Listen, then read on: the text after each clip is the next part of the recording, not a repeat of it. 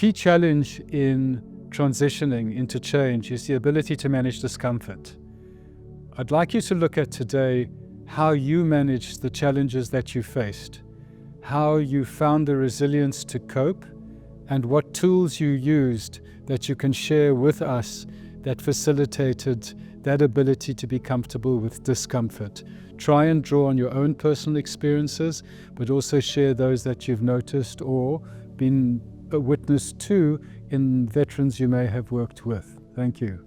Okay, gentlemen, so I think what we're going to move on to now is that ability to explore how we face the storms of our life, remain coherent, and sometimes suffer through it. So effectively, I know resilience is an overused word, but it's our capacity, let's call it our capacity to be comfortable with discomfort and to use it as a productive and a fertile experience. All right, so Bob. Oh, very quick. Bob's double tapping his tablet. My notes are in. Skills. First of all, anchors, things that tie you to the world that you need. Grandchildren are a really big anchor for me. I have a little mantra to face, float, accept, then reflect, and then move forward. When I start to feel agitated, I have a little mantra that helps me get myself into the calmness, the stillness perspective for a few moments to reflect and orient how I'm going to respond to whatever's going on. And the last one I would offer is joy in life. Find the joyful things, the things that bring you joy. They can be the anchors, but they may be other things as well, because I think that joy is what gives you something to aspire with the anchors that you have. So you certainly pointed to the necessity for gratitude. Yep. Absolutely.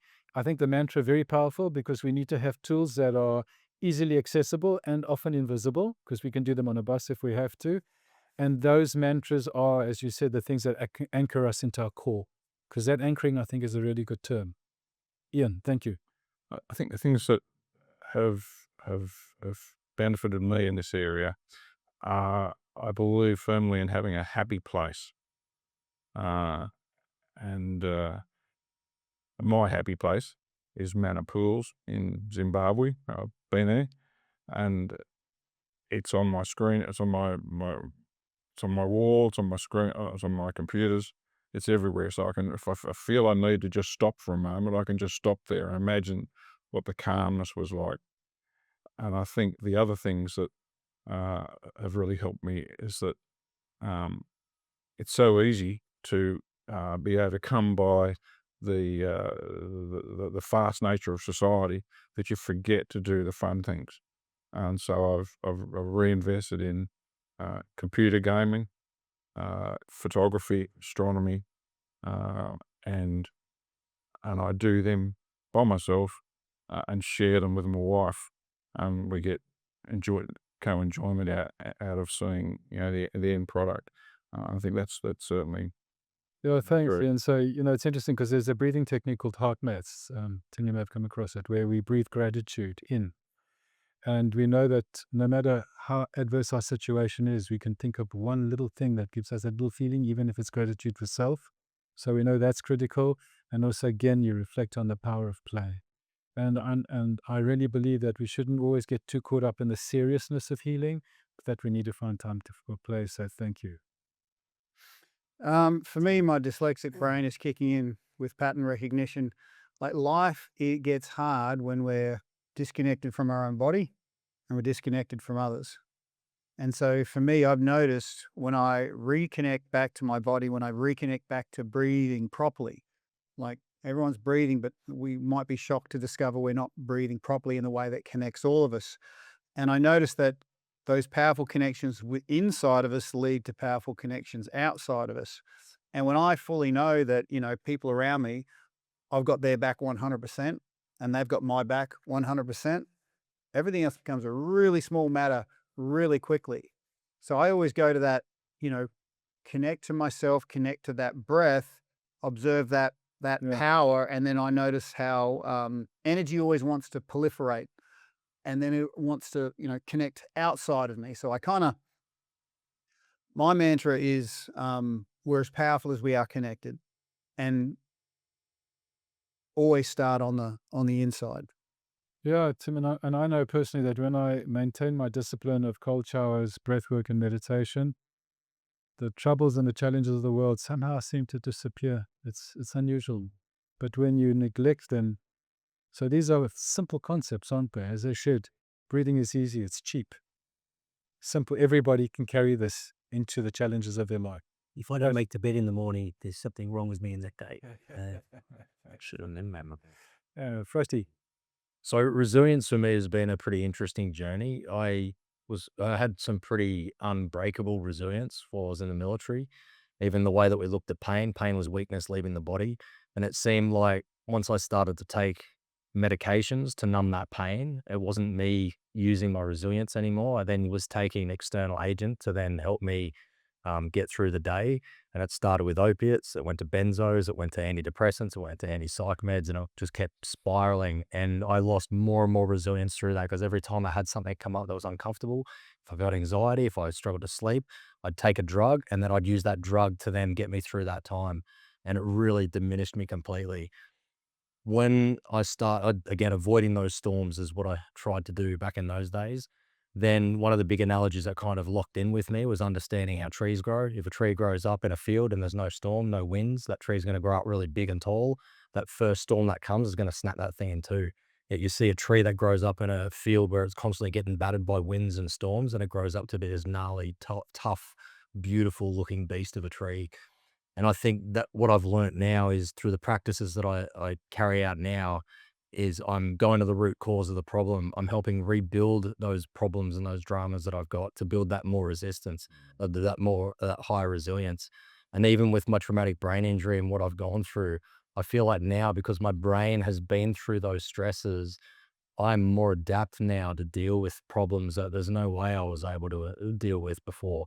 And my trauma has given me strength in a lot of areas.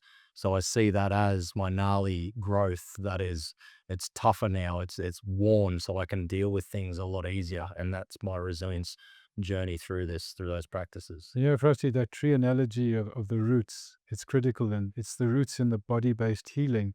But also we know, like a forest, all the roots are intertwined, and the trees communicate and provide mutual support. And when we are in tribe, we interweave.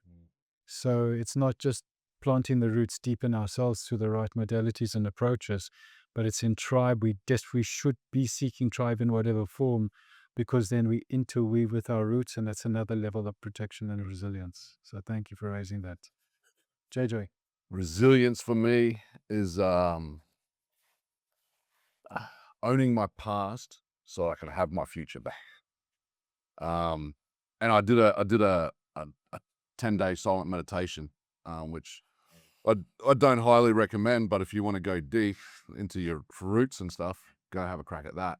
But it was on the fourth day, I went up to talk to the guru fella, because on the fourth day you actually start the Vipassana, and you sit there for an hour, and I hadn't sat cross-legged like that since I was a little kid, and I remember sitting there, and then as I was sitting on the ground, on the couch, on a pillow, sorry, I was like, oh, my back's sore. Oh, actually, my shoulder's sore, my neck's sore, and all these things sore. And then I started having flashbacks. I started having childhood trauma was whacking me, and then Afghan, Timor, all this stuff. It was like I was just in a live version of it all happening right there, and I'm blowing snot into my shirt because I didn't want to disturb everyone else around me and all this sort of stuff. And it was just raw. And I went up to the guru at lunchtime, because you're allowed to talk to him. Only one question you're allowed to ask at lunchtimes. And I just said, man, I don't think I can do this anymore. I saw you crying, JJ. What's going on? I said, well, I'm a veteran. I'm broken physically, mentally, recovered alcoholic, blah, blah, blah, all these things. And childhood trauma. And anyway, he said, oh, okay. He goes, oh, are you sore? I said, well, are you sore now? No. I got up and went for a walk around the bush, and then I came back, and he goes, I'm okay. He goes, oh, okay. He goes, you said something about flashbacks and stuff, PTSD. What happened?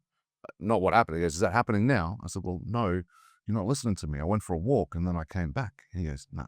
So it's not happening. No. He goes, you're not connected to it. Before you connected to it. Don't connect. Let it go. Now go meditate. I was like, shit. Damn. Like that made so much sense. Why am I holding on to my childhood trauma? Why am I holding on to what the RSM said to me? Whatever, that charge there, this here, all of it. I was holding on to everything. let it go, JJ. It's weighing you down, you know? And then once that happened, that simple one conversation right there, then my calmness, my fun, everything just came back because it's out of my control. You're just here for the motion, you know, you're just going through it. Like I said before, everyone's creative is coming back for them eventually. Are you ready to go? Because it might be tomorrow. Yeah, You know, spot on, so- JJ. So that it's that mix of tribe modalities, will, and our desire to empty the backpack of the rocks that don't help. And I've always said that when we chase discomfort, whether it's make your bed each day, whether it's get down on the mat and do something, in discomfort we find resilience. Yeah. And in discomfort we find a sense that we are on the road no matter how tough it is. And I always challenge the people I sit with is let's look at what discomfort you're willing to embrace each day, no matter how small. Resilience to me, it's a word we should take and kick it out the window.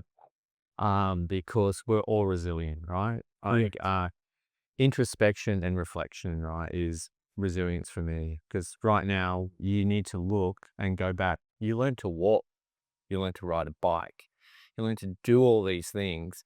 You don't remember, but they were bloody hard, right? And we've been bamboozled by this word. You need to be more resilient, or you lack resilience. No, you don't. You're about the ability to remember how far you have come. Like, if you go and look back to yesterday, you know, we got delayed in flights, you know, lots of different things. Like, we overcome that, right? We've overcome so many powerful things to be here, right here in this moment. So resilience to me should be tossed out the window because it's a way of making money for these organizations that can go around, well, I'll make you more resilient. No, you already are. Stop believing the bullshit and just open your eyes, reflect, do a bit of introspection and look back at everything that has come and where you are right now. Yeah. I love that you said that Yeah. because it's a word that's slowly, I think, starting to have an interesting Yeah. redefinition. Yeah. Because everything we do, every day, if we maintain our protocols, our pull-throughs, we are resilient. In every action, we are resilient. Yeah, we are. So if we left resilience and focused on the doing of it, Tim, yeah. Well, I was just going to, often you go to these places that give you these quiff answers about being resilient, but that ends up making you more fatigued. Then it's like this self-licking lollipop. I've got to go to another resilience or a motivational thing because the tools I've given have just made me emphasize what I don't have. Tim said something yesterday when we were sitting in the airport, right? That for 5 hours, us three sitting in the airport waiting. It was meant to happen, right? Permanence. Was it? Yeah. The airport. Permanence. It really stuck with me is what he just said there is going back to these self-licking ice creams. I'll go do another resilience course. No, you want to be able to be permanent. You mean to go and do an event and walk away from that event with permanence. I am better. Not as in I'm healed, but I got something from this and I can move forward with my life. You don't need to go back and get your cup filled every 3 days, 4 days, 5 days. Yeah, we're connecting them to the river. We're not the river. We know we're human. Our energy is not enough for two people, but we've created a mastery to something that is powerful, and we can help connect you to that thing in far less time. Yeah. And then you've got it. We can stand back and watch the show. I'll say too, a good example of this is I recently did a North American sweat lodge when I was in South America, and it was done through the traditional format of sitting inside an enclosed space with a bunch of other people with some very hot rocks and some steam. It becomes very overwhelming in there. And it's one of those challenges that, again, I got used to a lot of times stepping away from things when they became challenging. Whereas sitting through that, I remember having a moment in there where I went, oh, this is just a really hard PT session. And it brought back all these memories of, holy shit, I could push myself to the edge of existence when I used to train. Yet I'm sitting here and worried about a little bit of steam in my face. And it was really an eye-opening moment for getting through that. And then afterwards, the feeling I had was like I just accomplished a huge PT session. And then that reminder. So I think a lot of the time we do need those reminders that we are resilient. We just convince ourselves that we aren't resilient. We have to go through those practices to kind of remind ourselves that that's the case. Yeah, it's like, I always chased the hills and I would run in extreme heat. And it wasn't to develop resilience. always used to say on the hills, I used to meet my ancestors, and then we'd have conversations. And sometimes they were painful, and sometimes I'd be running with tears, and sometimes I'd be running with a smile on my face. But when we chase discomfort, we meet the voices of our past. Yeah. So Yeah, imposter syndrome. When it kicks in, I have to take a breath and I just go, look how far I have come. You know, you are meant to be in this room. You are meant to be in this position right now. It's nothing else but my own doubt and what other people are telling me. But reflection, introspection, and look back. Look how far you have come. So to summarize, the seeds of what we can become are already there within us in who we were and still are. And when we embrace that, Yeah. My son said something to me. Understand life must be lived forward, but only understood in reverse. Yeah, well done. oh, you bring your son tomorrow, right? Yeah. Well, gentlemen, I think, man, you could bottle this wisdom. So Yeah. thank you very much. All right. Again, thank you. What we're going to look at now is we understand that transitioning certainly demands the capacity to sustain discomfort and to find comfort in discomfort. The ability to tolerate adversity and still remain coherent, and the ability to transition into change and not forget who you are in that process. None of this is easy, but it'd be good to hear about some of your journeys and what are the things that came up, what worked, and where you struggled. Kieran, I think we'll start with you because you certainly had an added kick in with the moral injury. And what were the tools you used in remaining able to find your way through what you have struggled with? In 3 minutes, Yeah, but well, I'll give you 120 things, 180 seconds if that helps. if I can give a quick example of a story that I experienced where I thought differently of resilience. And I'll start by saying I think resilience fluctuates. Yep. And I think it's done on our behalf by the brain for you without your input often. It Yep. comes in, but the story goes after my third tour, I was overheard people at a cafe in Coogee with the sun out by the beach complaining about their scrambled eggs being late. Mm. So I got my back up and I'm like, you're kidding me. You're not getting shower bombed. So your scrambled eggs are late. Who gives a stuff? We were quite annoyed at the lack in a oversimplified term of resilience. Yeah. 18 months later, I'm at the same cafe going, my bloody eggs are cold. Having a whinge. And I'm like, oh, isn't that interesting? What I think happened, what seems to happen is the brain has now realized it's in a new place. It doesn't have to be so tightly strung. It's wound down, it's decompressed. And now my biggest threat at that moment was my eggs. And so in that moment, a light bulb came up that I can forgive myself when I'm angry and say, it's not Kieran and who he is. Rather, it was an adaptation to an environment. The brain then said, well, you're not in a war zone, so let's chill out now. And that's what it will do. So it fluctuates depending on how often it spends itself in a certain situation that's high or low, tough, hard, easy.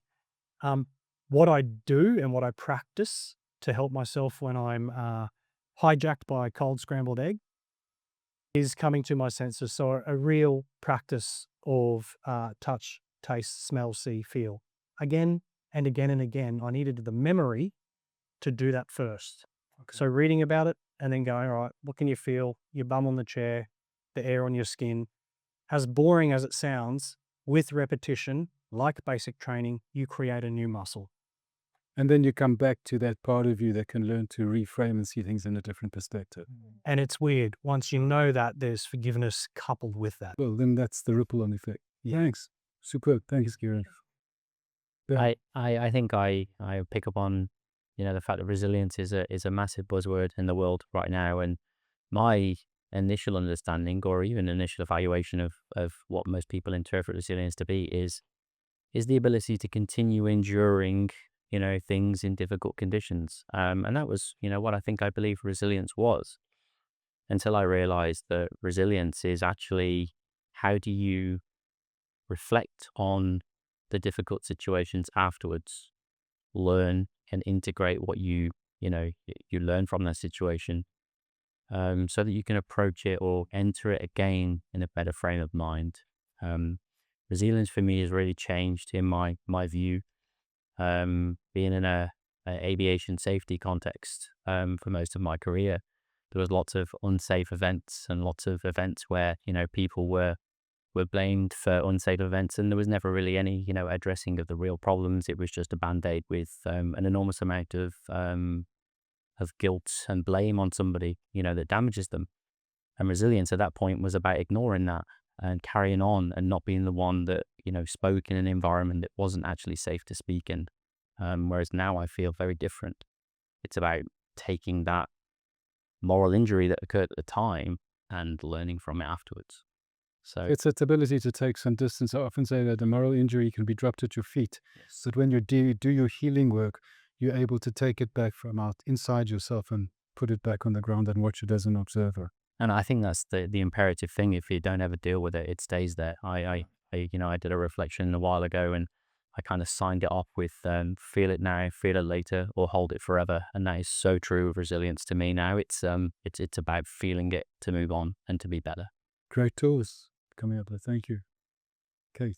I think I work in quite a unique space. Within defense, my role is within career management army. So I help people transition from defense. And then my role outside of defense is helping people to, find themselves post-service. So I, as I said, foot in both doors. And I love talking to people or studying people, asking lots of questions. And I always, at these transition seminars, like, where are you going? What are you doing? What do you got planned? Da, da, da. Some people straight from defense into another fast-paced job, and their nervous system never gets a chance to downregulate or for them to find themselves, and they're just from one set of noise to the next set of noise until the body says no. And then there's others that are in that cause and effect, blame, victim space where, oh, the world is crashing around me, really doom and gloom, the survival state. So again, nervous system at capacity, they can't process the big, thick transitions booklet someone gives them that has every resource possibly known to man in it. But to them, it's an empty book because they can't even process what is within those pages. So my thoughts are to remove the noise and just to simplify, to amplify, and just to bring people back to the absolute foundational basics of, okay, when I'm feeling activated, triggered, how do I connect to my breath? How do I come back to my body? Really basic tools, even for those fast-paced ones that think they're okay cracking onto their next big role, they still need these foundational tools for that one day when their body does say no. So I think that's the missing piece, those foundational body-based tools for anyone transitioning. Can you, Kate, as you were talking, I had this image of, even historically, what did people do? They took a knee, went down on their knee, and they drew deeply into the silence of who they were, and then came from then. And I think if we learn to do more of that in our lives, it would be a lot easier. And that being willing to make time for the silence in a meditative kind of way or whatever works, in the stillness is where we really can find the action we need and the healing we desire. So thank you. Thank you. Dan. Perspective. So with resilience, also comes experience. So we live in a first world where the eggs, my internet's not working, all of this stuff, it's all first world problems, right? Like, going on operations is, gives you that experience and knowledge where you can come home and you can take things for granted, all right? And you watch other people who, again, I just did Kokoda, and how they lived, no electricity, in these wooden huts, and how happy they were, and their life was so much different. And I'm then coming back to the first world where, I need my car to have fuel. It's that giving perspective and understanding experience. With experience comes resilience, right? So you need to have done things to realize that how resilient you really are. And I think, perfect, because, when we remember who we were, I always had this phrase, and I can drive my wife nuts sometimes. It's like, it's a first world issue. Well, I'm going to not worry about it. I'm hungry, I'm thirsty, I'm tired. A plan got changed. It's a first world issue. Yeah, it's like most depression and anxiety. It's all first world anxiety and depression. Yeah. Like if That's very nice. You could have a DSM category yeah, of first world depression and anxiety. yeah, Z code. Something to think about, gentlemen. But thank you. Ted, what comes to you? I think one of the things it's slightly it's sort of the situation people are transitioning to. I think is relevant here. Yeah. Like we're talking about transitioning as if you go from military life to civilian life, and that's it. Yeah. But actually, what happens in practice is people go from military life to a period of transitioning, which invariably involves this very unpleasant, or almost kind of compensation process where you've got lawyers and advocates and frustrations with the DVA and getting forms filled and getting your doctors all on board. That process is not a small process. That process is a process sometimes of years. I spoke to a guy yesterday who was still sorting out paperwork 10 years after, because at one point he found it so difficult he just had to put it aside for a few years and get on with life. So whilst it's, whilst it's nice, the idea that, okay, well, we should really be better, or maybe, we'll readjust our goalposts. Until you get through that second period of managing the transition, managing all the form filling, until you get that done, it's very difficult to get well. And I see this not just in military life, but in working in any kind of injury where there's a third party and there's a payment aspect involved in it. It's often very difficult to focus on yourself until you've got past that bit. Ted's spot on. And then I think a lot of the people I sat with, their primary issue wasn't so much the operational issues, it was the sheer frustration of trying to get their benefits sorted out and not having enough money to keep their day going. There's a real fear in that process. Of course, That if you get well too quickly, Yeah. if the forms start moving better, that could mean that you can't feed your family Yeah. or you can't pay the mortgage. I mean, that has Yeah. that plays with people. So thanks for raising that. And Alex. Thank you. I'll give a personal perspective. It's hard work looking after you guys. It's really, really hard work. And oftentimes, if I'm honest, it's hard work where I go, I really don't want to see that veteran. And thankfully, there's perspective giving, particularly from mates, from friends, from colleagues, and from systems that just remind me that, hey, keep on taking the next step. It'll get better, because you're not treating the system, you're treating that person inside, all of that stuff. That's really hard work, especially when I've just entered my 50s and I have expectations of myself of where good and what good looks like. And when I share some of this with colleagues and also with patients, because patients are your best teachers, and great phrases from the ADF, the institution, comes up. Lean against the hill. Like, what the hell does that mean? Lean against the hill. And the best one I had recently was, pain is weakness leaving the body. Navy SEAL. That's, I love it. Yeah. Second is first last. Oh, right. So I've never contemplated being a preacher. Don't want to be number one position. Never thought about going for selection, because that sounds mad and crazy to me. But other people do. And likewise, other people don't contemplate saying, I'm going to study really hard and get into medical school. And the difficulties ahead, and I was talking with an AFTEC recently, and we were talking about the Jesus Nut. And I was reflecting with my wife on this, about in where we are now, and with kids in tow and marriage to look after and all of the things comes along with being where we are, in who controls the Jesus Nut and where is that Jesus Nut in our lives? And we remind each other, thank goodness, that really, really lovely, wonderful relationship. The Jesus Nut sits within us and between us, and we share that. And then we see these three kids growing up, reflecting the anxieties that I have when I come home sometimes, and they hear things, and it's remarkable how they parrot that the next day, and then the teacher pulls them aside and says, "Oh, yesterday this happened to you, did it?" And then transitioning myself through all of those stages of life's challenges, problems, and figuring out I'm okay, I'm all right, I'm doing good, this is okay. And then thinking back, all the way back when I was a child psychiatrist, I would never have thought I'd ever be working with you guys, for you guys, or alongside you guys. Never would have contemplated that. And then even before medical school, I worked in policy and I was a political advisor. Harmony Day was my thing. And this morning, sitting inside the lounge, I was contemplating, how do I think about today? And I thought about today from the lens of a 20-something-year-old working in Parliament, working multicultural affairs policy, thinking about tribes and sub-tribes. And I feel like the outsider who's been given permission to come in every so often to do some inside bits work. Yeah? And that's a real privilege. And that privilege freaks me out every day because I feel like an imposter every day. And even if people around and patients say, Doc, you're on the inside, you know too much. I feel like the imposter who knows too much has to put up my hand and go, conflict of interest, I know too much.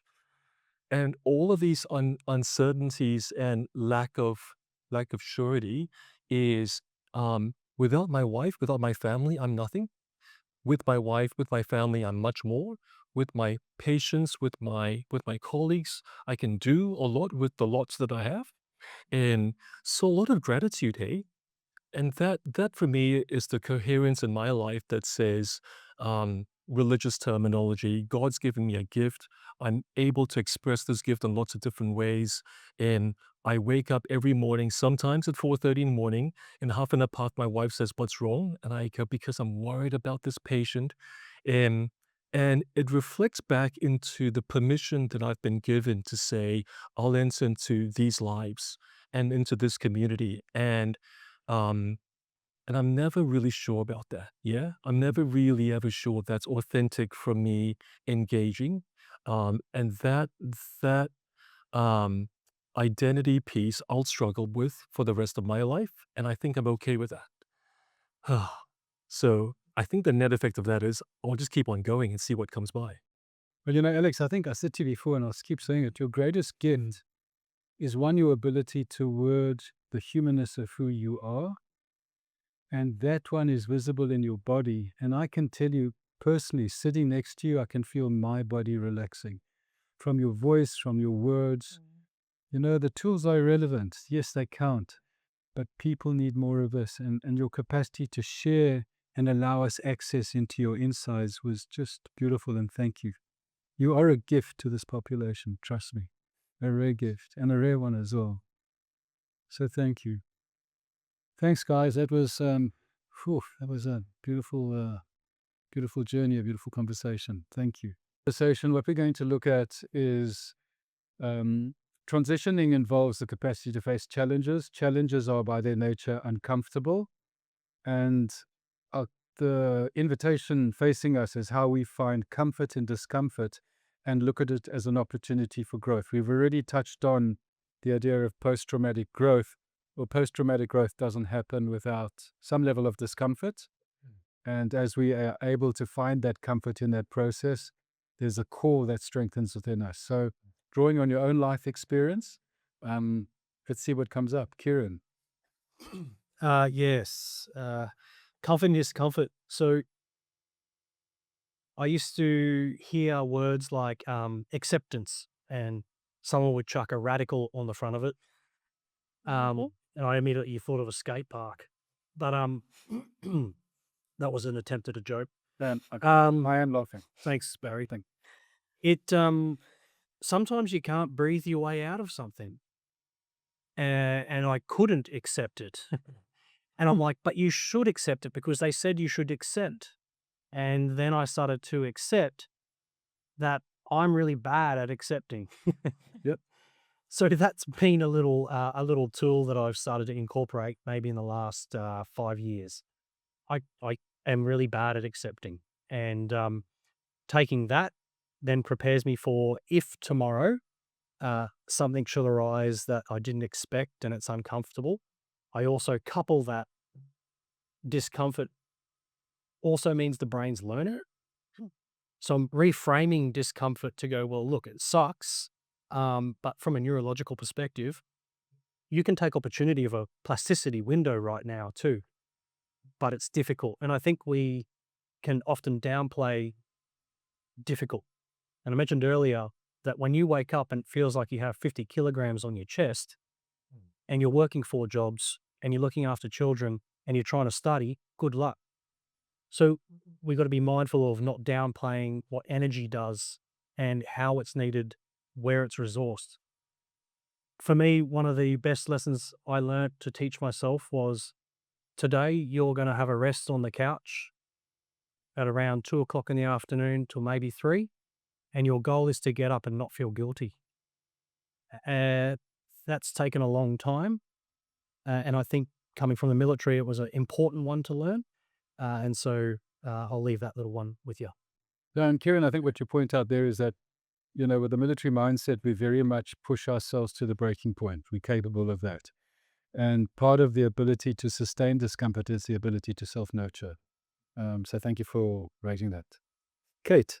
I'd really like to talk into resilient language. I find myself a lot with the people that I work with is just helping them to reframe how they're actually talking to themselves and others. Is this, the rumination or the negative talk about, it's never going to get better. I'm not well.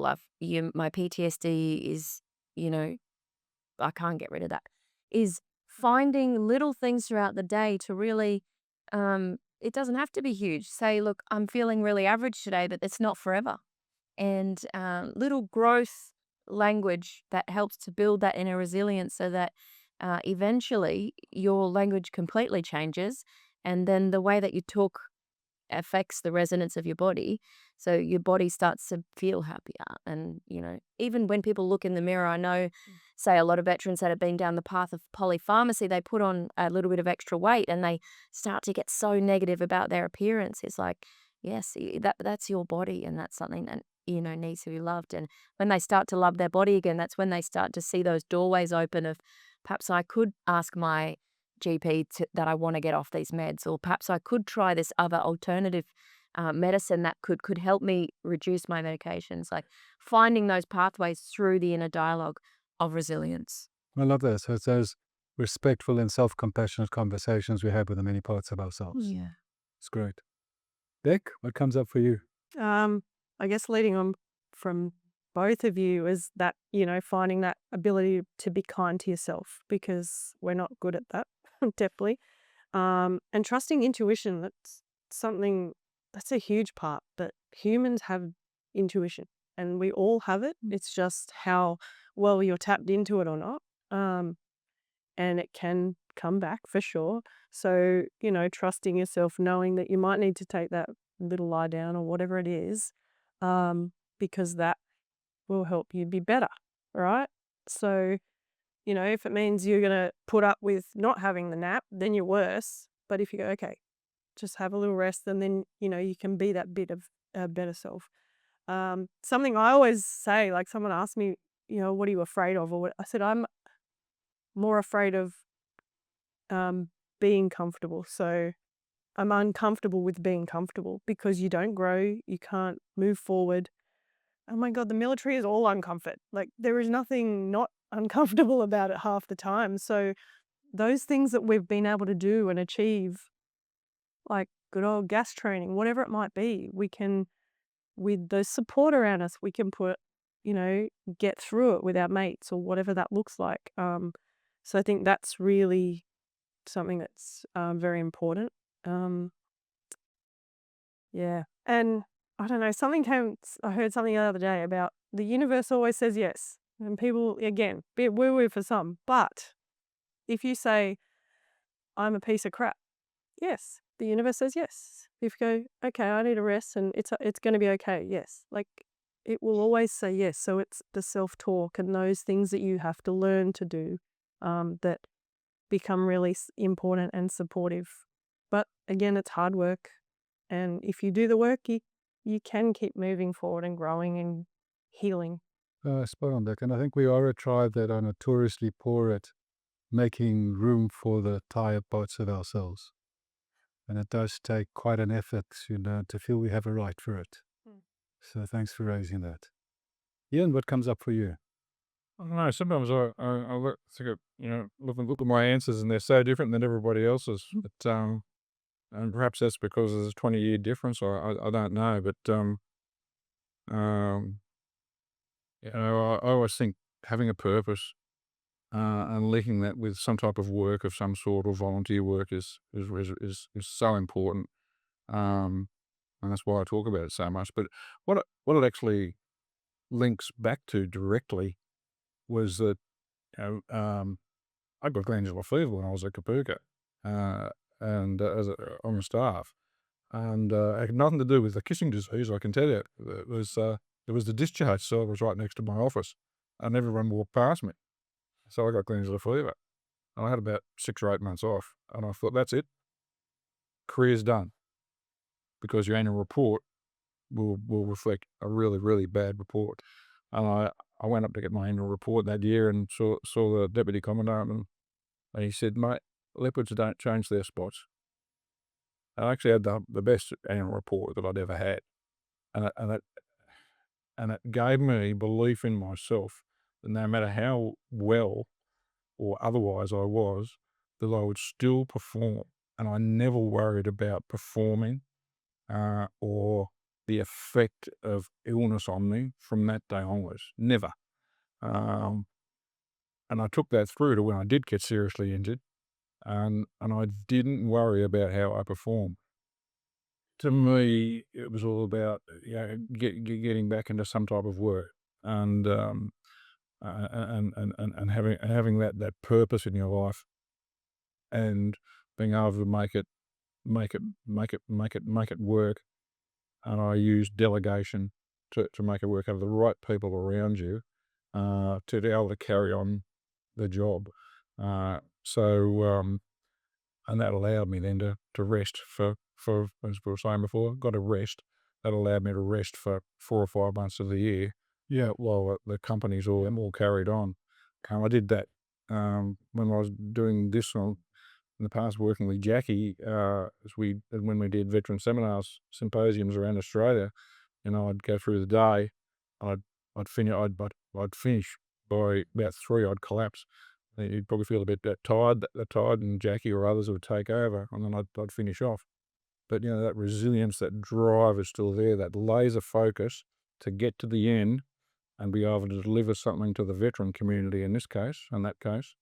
But to me, that identification with being a chairman of 3 companies, family companies, veteran-owned companies, is very important, and got me through it. And I think what I love about your journey is that it really highlights the importance of mission and service, because that's the thing you embody profoundly. And we know that those two components, as we transition, have huge impacts on how we retain and develop and grow all the many parts of ourselves. So thanks, Ian. Appreciate it. Michelle? Yeah, I like what you were exactly what you were saying, Ian, because you just kept going, and then eventually you got to the point, and you're still going, that you're on the head of looking after 3 boards along. I don't know if you got other people on there as well, but like everything that you've done reached that point, even though you had a really, really difficult point. Their spots didn't change. Like they were still there. One of the models that I draw for people is like you've got, it's like maths, you've got your Y and X axis, and on the bottom, we're heading this way, you got time. And as you go up, you want to get to the life that's worth living, or the life that you want. And so over time, you kind of go up and down. As long as you keep going, you get there. Now, people get to the point where they have a big setback, or they say, I've gone back to where I've started from, there's no point. Or they have what happened to you. But you're not back to where you start from. And I explain why. When you were born, you couldn't speak. And then you started to babble words, and then, sounds, and then words, and then sentences. And then you went to school, and then they taught you to make sense of those sentences. You get to like year 3 or something, you put paragraphs together. You get to year 6, year 7, year 8, and you're starting to be able to put like a fairly sophisticated kind of argument forward. You get to year 12, and you're meant to be doing that really well, and you're definitely marked harshly on it.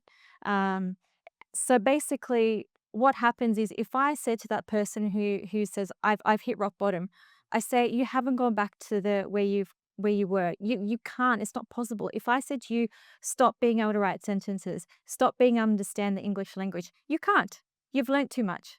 And so as long as you keep going, you will get to where it is that you want to go. And even if you've hit rock bottom or you've had a really difficult time, you haven't gone back. Just keep going. So every tough movement, whether we perceive it as going backwards or forwards, is a movement forwards into many opportunities. And thank you for raising that, Michelle. And Andrew? Yeah, thanks, Barry. I mean, it's the whole area of resilience, isn't it? There's so much to say. But just a couple of thoughts, just based on some of the fantastic things that have been shared. But we've got to face that discomfort. We've got to deal with the trauma of the past. You can't shove that in a filing cabinet, leave the filing cabinet shut. We've said that before. Can't carry the 50-kilogram weight every day. Take your point. There's rocks in the backpack, and that's just the reality of life, isn't it? I mean, yes, it is. Civilian life, military life. As you get older, as the decades go past, there's just stuff there that we're not kids, and yeah, we carry things. There's no doubt about that. But those big things, that trauma, we need to deal with it. But of course, you can't open that filing cabinet and deal with what's in there unless you've got the tools and the support to do it. That's just too scary. That's crazy. That's too dangerous. But you've got to figure a way through that, and there's resources there, and we need to do it. The second comment I just wanted to make was around forgiveness. That's incredibly important. I've said it before, forgiveness of others, but forgiveness of self is really, really important as well, and that can be a really challenging thing to do. But again, there's support there. It's interesting around forgiveness, and I've been having this conversation just recently with some veterans who are really caught up on the betrayal and the things that were done to them that were wrong, and it's all true. Are they going to get repentance and a sorry from the ADF from something that happened 20 years ago? No. So forgiveness we can do. We have agency in that. And don't make it dependent on something you can't control. Justice is important. We should keep seeking justice. That's really, really important. But don't make your forgiveness and your healing dependent on something you can't control. And then I think we touched on it, Ian. I think you made a great point and just reminded me about it being outward looking, serving others. In the end, that's why everybody joined the ADF in the first place, because they wanted to serve. They wanted to do something bigger than themselves. And so we need to find ways to do that. Just so important. I talked to a lady some time ago. She'd served for a couple of decades in the army. She'd gotten out medically, got a big payout, but is now just recently rediscovered a particular ESO where she's working to help others. And I was chatting to her about that, and I said, I love this organization. I love that this organization, it gathers veterans, but it gathers veterans for a purpose. It gathers them in order to help the community, in order to serve others. And she just lit up. And she just said to me, I got out of the army nearly 20 years ago. And she said, and I sat on the couch and drank alcohol for the last 20 years. That's what I did from 10 o'clock in the morning every day. And she said, and then I discovered this organization and I got my life back. I mean, that's just amazing, an amazing story. But I think it's repeated again and again. So we've got to be able to find a way that we can continue to look outside of ourselves and serving others. It's all about relationships, isn't it, in the end? Well, yeah, and absolutely. I mean, service brings us into incredible potential for healing. It's in connection with others, as well as the trauma work that you do talk about, that the internal healing and the external connection. To qualify something, Barry, sorry, to just add, I think though there's each person has their own window of tolerance along the journey. So when I did work with veterans, there were a lot of people who would push too hard, and as a side effect, there was atrophy. And then there were veterans who would push too little, and as a side effect, there was atrophy. And so it's finding your individual level of tolerance and not using it as an excuse to lie down, rather push a little bit when you can and rest a little bit when you can, but that'll be unique to every individual who goes through that path. So you're the one steering the vehicle and you have to find your Goldilocks zone to appropriately push when you need to, and appropriately rest when you need to. But you know, Kieran, what they say, like when you're training for long distance running, is that 80% of your runs should be at conversation pace. Yeah. But easy breath. And so approaching change, there's the 20% of pushing and the 80% of being. So, Can I add to that? There was a recent study came out where people were on a rowing machine, 2 different categories, and it relates to this. Those who were going for KPIs and pushing and trying to hit the mark. And so then they took the blood and they measured and looked at the markers. And then there were those who got on the rowing machine because they love rowing. The blood markers were significantly different in the group who just love rowing. They were healthier, they lost more weight, they lost it quicker than the people who were going as hard as they could. In fact, had some deleterious effects from going too hard. So it was a lovely explicit representation of what started inside. and that's where joy lies, doesn't it? Mindset and perspective make a huge difference. Yep. Well, thanks, guys. There were some beautiful realizations and understandings there. So thanks again for your contribution, and we'll move on to the next conversation soon.